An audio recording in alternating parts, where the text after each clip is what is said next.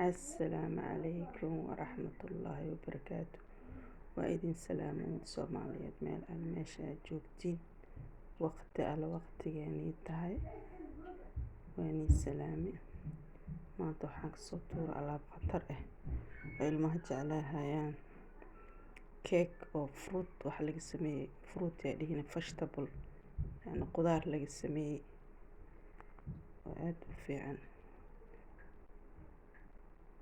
ilmaha ay aad u jeclaahayaan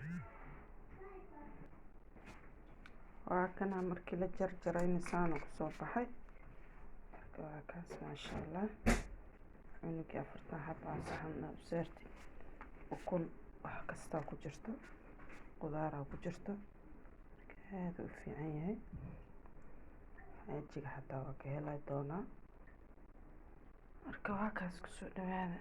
Assalaamu calaykum.